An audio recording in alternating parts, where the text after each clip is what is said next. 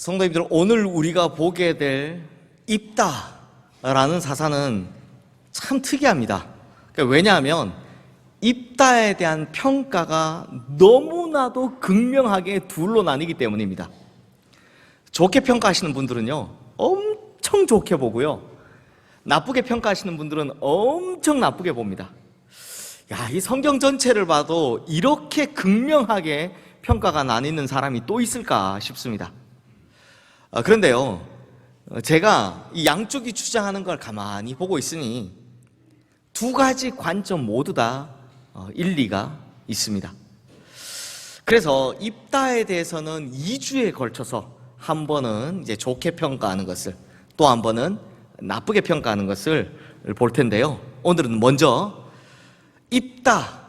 입다는 뭔가가 잘못되었다 라고 보는 관점에서 살펴보도록 하겠습니다. 성도님들, 혹시 카운터 테너라는 가수를 아시나요? 아마 보신 적 있으실 겁니다. 이렇게 남성인데 여성과 같은 아름다운 미성을 내면서 고음 잘 내는 가수, 막 울게 하소서 뭐 이런 곡들 제가 못 하겠는데 뭐 이런 거 있습니다. 이런 카운터 테너라고 합니다. 파리넬리 같은 영화를 통해서 뭐 이런 사람들, 이런 가수들이 많이 알려지게 되었죠. 그런데 이런 가수들의 원래 이름이요, 카스트라토입니다. 카스트라토는 남자로서 이게 맑고 높고 고운 아름다운 여성과 같은 미성을 낸다라고 해서 그들의 음성이 마치 천사의 음성 같다라며 중세시대 교회들에게 엄청난 사랑을 받았습니다. 그럴만한 것이요, 중세시대에는 이 여성의 교회 활동을 너무 금지하다 보니까 찬양대에 여성이 설 수가 없었거든요. 그런데 성도님들, 한번 여쭤보겠습니다. 오늘 설교는 좀 여쭤보는 게 많습니다. 성도님들, 천사의 목소리가 맑고 높은 미성이라고 성경 어디에 쓰여져 있습니까? 또 여성이 찬양대에 서지 못하도록 성경 어디에 쓰여져 있습니까? 더 어처구니 없는 것은 처음에는 소년들만 했던, 이 변성기가 되지 않은 소년들만 했던 이 카스트라토가 나중에는 성인이 된 이후에도 할 수 있도록 중세 교회가 소년들에게 장려한 것이 바로 거세였습니다. 그래서 카스트라토라는 이름도 거세를 뜻하는 카스트레이션에서 온 겁니다. 실제로 로마 가톨릭 교황청은 1562년부터 소년 합창단의 거세를 허용하기 시작한데요, 허용한 게 아니라 장려하고 권면하기 시작한 겁니다. 이유는요, 하나님께 좀 더 아름다운 노래를 바치기 위해서였습니다. 아니, 하나님께서 남성의 맑고 높은 미성을, 이런 찬양을 좋아하신다는 이야기가 성경 어디에 쓰여져 있습니까? 만약 진짜로 하나님께서 이런 목소리를 좋아하시는 분이시라면 애당초 인간을 창조하실 때 아예 변성기가 오지 않도록 만드시면 되는 거 아닙니까? 그런데도 어디 절대 권력자인 왕이 자신의 여인들 건드리지 못하도록 궁중의 남자들에게나 하던 그 못된 짓을 교회가 자행한 겁니다. 그리고 이런 작태가요, 1903년 교황 비오 10세에 의해서 금지되기까지 무려 340년 동안이나 계속되어 왔습니다. 그렇다면 우리 성도님들께 또 한 번 여쭤보겠습니다. 첫 번째 질문, 과연 하나님께서는 하나님을 위한다, 하나님께 아름다운 노래를 들려드리기 위해서다 라면서 이렇게 카스트라토 만드는 과정을 하나님이 기뻐하셨을까요? 그럴 리 없습니다. 두 번째 질문, 그렇다면 왜 이런 일이 벌어졌을까요? 이유는 간단합니다. 하나님의 말씀인 성경을 몰랐기 때문입니다. 마찬가지로 오늘은 하나님에 대해 모르는 죄, 그리고 하나님의 말씀에 대한 무지함, 이것이 얼마나 어처구니 없는 결과를 낳는가, 이걸 입다를 통해서 보려고 합니다. 성도님들, 입다는 길르앗 입다이란 사람의 서자였습니다. 기생의 아들이었거든요. 그런데 이 입다가 어릴 때부터 힘 꽤나 쓰고 싸움도 좀 잘하고 하니까 본처의 아들들이 이 입다를 쫓아내버립니다. 그래서 입다가 이방 땅이죠, 이 돕땅이라는 곳에 가서 살고 있었는데, 이 입다의 성향이 원래 그래서 그런지 입다 주변에 어떤 사람들이 모여드느냐, 잡류, 성경에 잡류라고 써있죠. 우리식으로 표현하면, 죄송합니다, 잡것들이 막 모여드는 겁니다. 그러던 어느 날 암몬 자손이 이스라엘을 쳐들어오려고 하는데 마침 이스라엘에 마땅한 용사가 없었던 것 같습니다. 그래서 입다를 쫓아내었던 그 길르앗의 장로들이 힘 좋고 또 싸움도 잘하면서 군대로 삼을 만한 잡류들의 우두머리, 잡것들의 우두머리인 이 입다를 찾아와서 우리의 군대 장관이 되어달라라고 부탁을 하는 겁니다. 하지만 성도님들, 입다 입장에서 이 청을 받아주고 싶겠습니까? 자기를 쫓아낸 사람들이잖아요. 근데 자기를 쫓아낸 사람들을 위해서 자기 목숨을 걸고 싸운다? 안 내키죠. 별로 내키지 않습니다. 그래서 입다가 조건을 겁니다. 뭐라고 하느냐?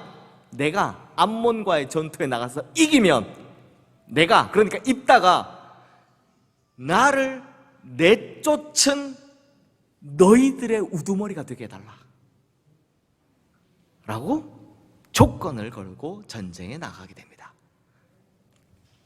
여기까지 별로 이상한 거 없죠?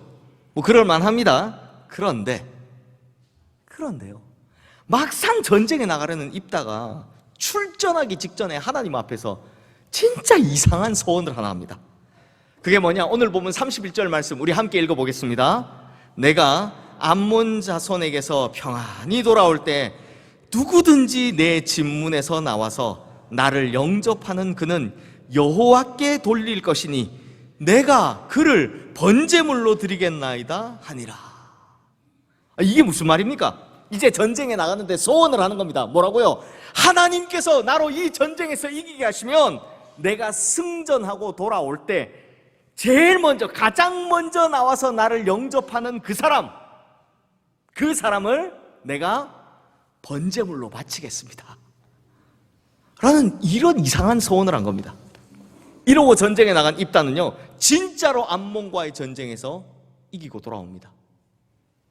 그런데 돌아올 때 누가 제일 처음으로 나와서 이 입다를 영접하느냐? 자신의 무남동녀 외동딸입니다.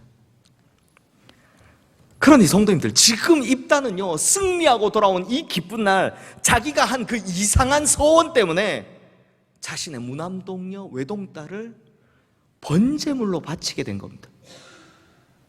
물론 어떤 학자들은 39절 말씀에 나오는 이런 말씀이 있거든요. 그는 자기가 서원한 대로 딸에게 행하니 딸이 남자를 알지 못하였더라 라는 이 말 때문에 실제로 자기 딸을 번제물로 바친 것이 아니라 결혼 못하는, 그러니까 성전에 봉사하는 여자로 삼았다, 이렇게도 이야기합니다. 저도 그랬으면 좋겠습니다. 그런데요, 이런 주장을 뒷받침할 근거가 하나도 없습니다. 이게 제 말이 아니고 여러 주석들을 찾아봤는데 거기 이렇게 쓰여져 있었습니다. 번제물에 사용된 히브리어 올라는 성경에서 단 한 번도 다른 뜻으로 사용되지 않았다는 겁니다. 그러니 성도님들, 입다는 기껏 승리하고 돌아와서는 자신의 무남동녀 외동딸을 자기 손으로 죽이는 겁니다. 그래서 피를 뽑고 토막을 내고 각을 뜨고요, 거기다 내장을 끄집어내서 태우는 겁니다. 이 번제물로 바쳤다는 겁니다. 자기 딸을, 무남동녀 외동딸을. 그렇다면 성도님들, 또 한 번 같은 질문을 해보겠습니다. 과연 하나님께서는 이 번제를 좋아하셨겠습니까? 과연 하나님께서는 이 입다의 제사를 기쁘게 흠양하셨겠습니까? 과연 하나님께서 입다가 자기 소원 지키는 것을 두고 옳게 여기셨겠습니까? 아니죠. 그렇다면 지금 무엇이 잘못된 겁니까? 즉 입다의 근본적인 문제가, 잘못이 무엇입니까? 입다의 근본적인 문제는요, 무남동녀 외동딸을 번제물로 바친 것이 아니라 하나님에 대해 잘 몰랐던 것입니다. 이게 그의 근본적인 문제인 거죠. 이게 진짜 문제였던 겁니다. 그러다 보니까 하나님께서 그토록 싫어하셨던 모압과 암몬 족속에 행하던 인신공양, 인간을 사람을 어린애를 불에 던져서 제사 지내는 거, 그리고 몰렉이라는 우상을 섬기는 이들이 자행하던 인신공양, 즉 하나님께서 그토록 싫어하시는 우상 숭배 행위를 지금 입다가 하고 있는 겁니다. 왜요? 하나님에 대해서 몰라서요. 하나님에 대해서 제대로 알지 못했으니까요. 근데 성도님들, 제가 입다의 편에 서서 변호를 하자면 어느 정도 이해가 되는 부분은 있습니다. 보십시오. 입다는요, 어릴 때 쫓겨났잖아요. 그래서 아람 족속이 살던 이방 땅 도읍에서 살았으니 무슨 신앙교육을 제대로 한번 받아봤겠습니까? 거기다가 자기 주변에 있는 대부분의 사람들이 어떤 사람들입니까? 신앙적으로 바른 길을 제시하는 그런 영향력을 주는 사람이 아니라, 제가 앞서 뭐라고 그랬습니까?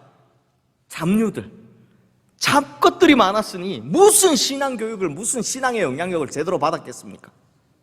하지만 우리는요, 하나님께서는 우리에게 너희는 입다와 같이 되지 말라고 성경도 주시고 성령도 보내주셨습니다. 칼빈이 말한 것처럼 성경은 하나님의 뜻을 가장 잘 구별할 수 있는 계시입니다. 성경이 곧 계시입니다. 그리고 살아계신 성령께서 이 성경 말씀을 조명하여, 그러니까 비춰주셔서 살아계신 하나님의 뜻을 알려주시는 분이시니, 이 시대는 입다가 살았던 시대와는 비교할 수 없을 만큼 하나님의 뜻에 대해 잘 분별할 수 있는 시대인 거죠. 그런데도 우리는 왜 하나님의 말씀을 제대로 알지 못하는 걸까요? 입다에게는 한 권도 없던 성경이 우리에게는 이렇게도 많은데, 정말 집집마다 쌓여 있는데 우리는 대체 왜 말씀을 모르는 걸까요? 그 이유에 대해서 대표적으로 성경에 나오는 한 3가지 정도의 이유를 뽑을 수 있을 것 같은데요, 한 3가지 정도의 문제가 있습니다. 첫 번째는 습관의 문제입니다. 말씀 묵상하는 습관이 전혀 몸에 배어있지 않기 때문입니다. 아침에 일어나면 말씀을 펴서 오늘 내게 주신 말씀이 무엇인지를 고민을 하고, 그리고 그 말씀을 가지고 하루 종일 묵상하며 그 말씀대로 살려고 노력하다가 저녁이 오면 하루의 삶을 돌아보며 오늘 나와 함께 하셨던 하나님께서 이 말씀을 통해 내 삶 속에서 무엇을 말씀하셨는가, 무엇을 보여주셨는가, 이렇게 묵상하는 훈련이, 습관이 전혀 되어 있지 않기 때문입니다. 성도님들, 습관이 되어 있지 않다는 게 얼마나 무서운 일인지 아십니까? 예레미야 22장 21절 말씀에 보면 하나님께서 유다 왕 여호야김을 내어 치실 때 하신 말씀이 이렇습니다. 내가 평안할 때 내가 내게 말하였으나 내 말이 나는 듣지 아니하리라 하였나니 내가 어려서부터 내 목소리를 청종하지 아니함이 내 습관이라 입니다. 그러니 지속적으로 말씀하시는 하나님의 음성을 들으려 하지도 않고 그 음성을 듣는 습관이 되어 있지 않을 때 어느 순간 하나님께서 나를 이 여호야김처럼 내어치실지도 모른다라는 위기감이 우리에게 있어야 한다는 겁니다. 그리고 두 번째는, 이거 대부분 다 비슷한데요, 게으름의 문제입니다. 잠언 13장 4절 말씀에 보면 게으른 자는 마음으로 원하여도 얻지 못하나 부지런한 자의 마음은 풍족함을 얻느니라 라고 말씀합니다. 성도님들, 대부분 누구나 다 비슷하죠. 오늘 같은 이런 설교를 딱 들으면 뭐라고 생각합니까? 내일부터는 꼭 가서 성경 말씀 내가 잘 읽어야지 하는 거룩한 부담감이 생깁니다. 내일부터 내가 꼭 말씀 읽어야지 하는 부담이 생기죠? 네, 생길 거라 믿습니다. 얼굴들이 다 아닌데요 하면 큰일 납니다. 네. 문제는 게으르다는 겁니다. 게으르면 마음으로 아무리 원한다 해도 실제로 얻는 것은 하나도 없다라는 겁니다. 그런데 이 거룩한 부담감을 느낄 때마다 어떻게 하셨습니까? 말씀 읽어야지 하고 내일이 되면 다음에, 나중에, 내일부터 라면서 얼마나 많이 미뤘습니까? 얼마나 게을렀습니까? 그러니 얻는 것이 없는 겁니다. 방금 보신 잠언의 말씀대로 부지런해야 영적인 풍족함도 얻을 수 있다는 겁니다. 그리고 세 번째는 교만의 문제입니다. 역대하 32장 25절 말씀에 보면 히스기야가 마음이 교만하여 그 받은 은혜를 보답하지 아니하므로 진노가 그와 유다와 예루살렘에 내리게 되었다라고 합니다. 그러니까 아무리 선하고 믿음 좋은 히스기야 왕이라 할지라도 마음이 교만해지니 받은 은혜를 잊어버린 겁니다. 그 받은 은혜를 잊어버렸을 때 어떻게 되었다고요? 하나님의 진노가 임했다라는 겁니다. 그러니 성도님들, 교만은요 특별한 게 아닙니다. 교만은 우리에게 베푸신 하나님의 은혜를 잊어버리는 거, 이것이 바로 교만입니다. 하나님의 은혜가 너무 익숙하다고, 그래서 그 은혜를 간직하지 못하고 잊어버리는 것, 이게 교만인 거죠. 그 교만이 곧 하나님의 진노를 불러일으키는 겁니다. 사랑하는 성도님들, 잠언 29장 18절 말씀에 보면 이런 말씀인데요, 우리 화면에 뜬 이 말씀 우리 함께 읽어보겠습니다. 묵시가 없으면 백성이 방자에 행하거니와 율법을 지키는 자는 복이 있느니라. 하나님 말씀에 대한 묵상이 없으면, 그래서 하나님에 대해 알지 못하면, 하나님 뜻을 알지 못하면 아무리 성도라고 한들, 아무리 교회라고 한들 다 입다처럼 방자하게 행하게 된다는 겁니다. 이런 방자함은요 역사적으로도 정말 자주 살펴볼 수 있습니다. 몇 가지 예를 들어볼까요? 1453년 당시 기독교 최후의 보루였던 동로마의 수도 콘스탄티노플이라는 성이 있었습니다. 이 콘스탄티노플이라는 성이 무슬림들에게 둘러싸여서 정말 망하니 많이 이 전쟁을 치고 있는 이때에, 그때 그 콘스탄티노플 안에 있던 교회가 했던 일이 뭔지 아십니까? 우리 기독교는 잘 안 그런데 천주교 가면 이렇게 성수, 그러니까 세례 주는 물, 그다음에 성찬 이렇게 다 놔두잖아요. 앞에 놔두잖아요. 그 성수에 파리가 빠졌는데요, 성수가 오염이 되었느냐 아니면 파리가 거룩하게 성화되었느냐, 이거 가지고 싸우고 있었습니다. 지금 자기네 성이 망하기 직전인데, 그것도 이교도들에게 망하기 직전인데, 파리가 거룩하게 되었느냐 아니면 성수가 오염되었느냐, 이거 가지고 교회가 싸우고 있었다니까요. 그 다음 또 뭐 가지고 싸웠냐? 성모 마리아의 눈 색깔이 뭐냐, 이거 가지고 싸우고 있었습니다. 결국 콘스탄티노플이 어떻게 됩니까? 그때 회교도 손에 넘어갔고 지금은 이스탄불이라는 이름으로 불리죠. 아직도 회교도의 손에 있습니다. 또 1917년 10월 모스크바에 공산주의 혁명, 그 유명한 10월 혁명이 일어났을 때, 그때 그 모스크바에 있는 교회들은 뭐 했느냐? 바늘 위에 천사가 몇 명 설 수 있느냐, 축도할 때 손가락 펴는 방식은 이딴 걸로 싸운대요. 그 기록에 보면 진짜 맹렬히 싸우고 있었습니다. 아니, 하나님에 대해 얼마나 무지하면 그 중요한 순간, 그 절체절명의 순간에 이딴 걸로 싸우고 있단 말입니까? 아니, 성수에 파리가 빠졌으면 얼른 비우고 다시 또 오든지, 아니면 파리가 은혜 받았겠구나 하고 그냥 쓰든지, 그럼 되는 거 아닙니까? 그리고 천사가 바늘 위에 천사가 왜 섭니까? 마리아 눈 색깔이 파랗든 노랗든 까맣든 그게 우리 구원하고 무슨 상관이 있습니까? 축도할 때 손을 오므리면 복이 적게 갑니까? 넓히면 막 많이 갑니까? 하나같이 성경에 다루지도 않는 내용이잖아요. 왜요? 중요하지 않으니까요. 근데 성도님들, 죄송하지만 우리가 웃지만 이 당시나 지금이나, 지금 우리나 별반 차이 없습니다. 역사가 증명하듯이 교회가 성경에 관심을 가지지 않으면 반드시 엉뚱한 것에 관심을 가집니다. 교회가 하나님 말씀에 관심을 가지지 않으면 권력에 관심 가지고, 돈에 관심 가지고 정치에나 발들이는 겁니다. 그리고 세습이나 하고 덩치 키우기에나 신경 쓰고 유명세 따위에 관심을 가지기 시작하는 겁니다. 그런데 지금 이 시대가 그렇지 않습니까? 성도도 마찬가지입니다. 이 시대는 하나님의 말씀에 대한 갈급함보다, 하나님 말씀에 대한 궁금증보다 뭐가 더 관심이 있느냐? 성도들이 인생에서의 성공이 더 관심이 있습니다. 내가 사는 집의 시세가 얼마인지가 더 관심이 있습니다. 취직자리, 그 사람 어느 회사 다니냐가 더 관심이 있습니다. 이런 것들이 성도들의 더 하나님 말씀보다 더 큰 관심을 끌고 있으니 지금 우리가 중세 시대보다 더 큰 암흑기에 있지 않습니까?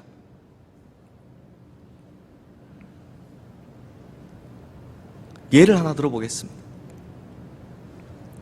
한가람 역사문화 연구소장님이신 이덕일이라는 역사학자가 있습니다.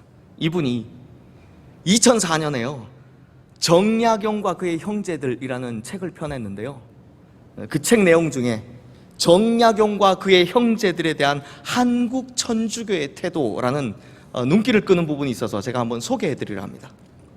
우리 성도님들께서 잘 아시다시피 그 유명한 다산 정약용은 한때는 천주교 신자였습니다. 하지만 천주교 신자라는 것이 그가 출세하는 것에 부담이 되자 동부승지를 사양하는 상소문까지 써내려가면서 자신은 더 이상 천주교 신자가 아닙니다라고 분명히 밝혔습니다. 자기 스스로. 반면 정약용의 셋째 형인 정약종은 끝까지 신앙을 지키다 참수형을 당해 순교당합니다. 그런데요, 이 정약종이 얼마나 대단한 믿음을 가졌냐면 죽는 순간 땅을 굽어보기보다는, 우리 그 목 베일 때 대부분 이렇게 있잖아요. 땅을 굽어보기보다는 내가 하늘에 계신 하나님을 우러러보면 죽겠다라고 해서 뒤집어 있는 겁니다. 그래서 고개를 치켜들고 있으니까 이 기록에 보면 망나니가 이 사람의 기계에 눌려서 칼을 내리쳤는데 이 헛손질을 했다는 거예요. 못 치는 거죠. 그랬다라는 기록이 있습니다. 그런데 성도님들, 오늘날 한국 천주교에선 누구를 더 앞세우는지 아십니까? 누구를 더 내세우는지 아십니까? 정약용입니다. 왜냐? 우리 역사에서 정약용이 훨씬 더 성공한 인물로 비중이 크기 때문입니다. 한마디로 한국 천주교는요, 순교자 정약종의 신앙심보다 배교자 정약용의 성공, 세속적 명성을 더 높이 평가하고 있는 셈입니다. 그런데 성도님들, 제가 비록 한국 천주교의 예를 들었지만 한국 교회도 똑같습니다. 오늘 이 입다 이야기, 한국 교회가 흔히들 말하는 한국 교회가 좋아하는 관점, 그 성공의 관점으로 읽으면, 성공주의 관점으로 읽으면 오늘 본문 이렇게 설교할 수 있습니다. 성도님들, 입다가 암몬과의 전쟁에서 이겼습니까? 졌습니까? 이겼습니다. 그러면 성공입니까? 실패입니까? 성공이죠. 그럼 됐다는 겁니다. 쫓겨났던 서자 출신 입다가 이스라엘의 리더가 되다. 이 얼마나 멋진 성공의 타이틀입니까? 이런 거 걸어붙이는 겁니다.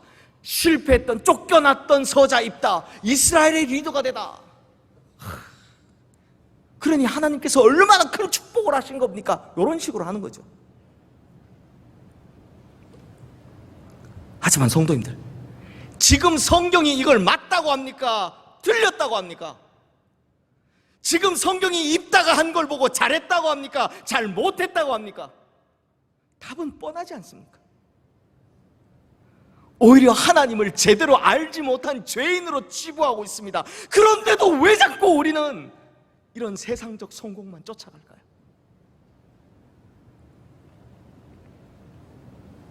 사랑하는 성도님들, 성경은요, 참 놀랍게도 이런 시대가 올 것이라고 미리 예언해 두었습니다. 아모스 8장 11절 말씀, 우리 화면에 뜬 지금 이 말씀 함께 읽어보겠습니다. 주 여호와의 말씀이니라. 보라, 날이 이를지라. 내가 기근을 땅에 보내리니 양식이 없어 주림이 아니며 물이 없어 가람이 아니요 여호와의 말씀을 듣지 못한 기갈이라. 양식이 없어 주림이 아니며 물이 없어 가람이 아닌 여호와의 참된 말씀을 듣지 못해 영혼의 기갈이 이르는 날이 이를지라라고 하셨는데 그날이 바로 지금 이 시대인 겁니다. 그러니 성도님들, 우리가 진짜 하나님의 말씀이 메말라가는 시대에 살고 있다는 위기감을 가지고 우리만큼은 하나님에 대해 똑바로 알고 우리만큼은 하나님의 뜻을 잘 분별하는 그런 성도님들 되시기를 주님의 이름으로 축원합니다. 그래서 말씀의 기갈이 아닌 이 기근의 시대에도 우리만큼은 말씀의 풍요로움을 누리는 우리 모든 성도님들 되시기를 주님의 이름으로 축원합니다. 기도하겠습니다. 하나님 아버지, 우리가 정말 하나님의 말씀이 어그러지고 기울어진 시대에 살아가고 있음을 다시 한번 절실히 느낍니다. 우리는 하나님의 말씀을 모르면서 엉뚱한 곳에서 하나님의 뜻을 찾는 시대에 살아갑니다. 또한 올바른 하나님의 말씀은 듣지 못하고 그저 내 귀에 달콤한 메시지만 찾아 듣는 시대를 살아가고 있습니다. 진정 말씀의 기근의 시대를 살아가고 있습니다. 그러니 하나님, 우리를 불쌍히 여기셔서 하나님에 대해 알고자 하는 우리에게 하나님의 뜻을 밝히 보이시고 성령을 통해 하나님의 말씀을 밝히 조명하여 주시옵소서. 이를 위해 좋은 습관 들이게 하시고 게으르지도 않게 하시고 교만하지도 않게 하여 주시옵소서. 그리하여 하나님의 말씀의 기근이 아닌 영적인 풍요로움 가운데 살아가게 하여 주시옵소서. 우리 주 예수 그리스도 이름으로 기도드리옵나이다. 아멘.